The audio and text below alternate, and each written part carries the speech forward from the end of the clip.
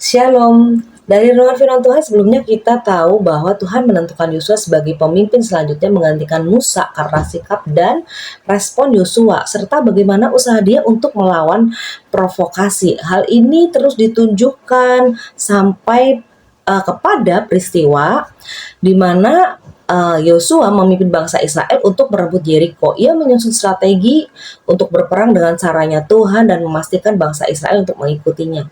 Cara yang Tuhan suruh, yang Tuhan berikan kepada bangsa Israel adalah cara yang sangat sederhana dan tidak masuk akal. Karena Tuhan hanya menyuruh mengelilingi tembok Yeriko selama 7 hari.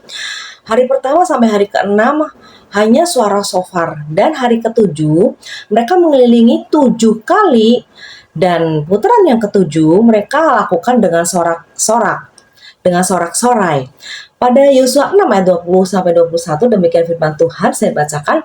Lalu bersoraklah bangsa itu sedang sangkakala ditiup. Segera sesudah bangsa itu mendengar bunyi sangkakala, bersoraklah mereka dengan sorak yang nyaring.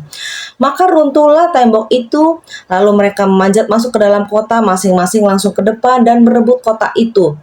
Mereka menumpas dengan mata, pedang, segala sesuatu yang di dalam kota itu, baik laki-laki maupun perempuan, baik tua maupun muda, sampai kepada lembu, domba, dan keledai.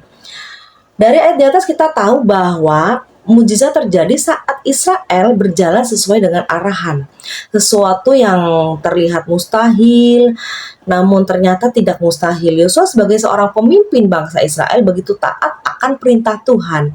Dia mengikuti semua instruksi perintah Tuhan tanpa terkecuali. Karena ketaatan Yosua itulah menimbulkan kasih karunia Tuhan untuk bangsa Israel. Melalui Yosua sehingga bangsa Israel mampu menghancurkan tembok Yeriko dan menang atasnya. Jadi kita sebagai anak-anak Tuhan harus taat ataupun tunduk pada apapun yang Tuhan perintahkan dalam kehidupan kita. Karena dengan ketaatan saja kasih karunia Tuhan dapat memampukan kita untuk mampu menghadapi semua masalah hidup kita, sehingga kita bisa melihat pengharapan atas masalah yang terjadi dan kita tentu saja akan mendapat penghiburan di dalamnya. Tuhan Yesus memberkati.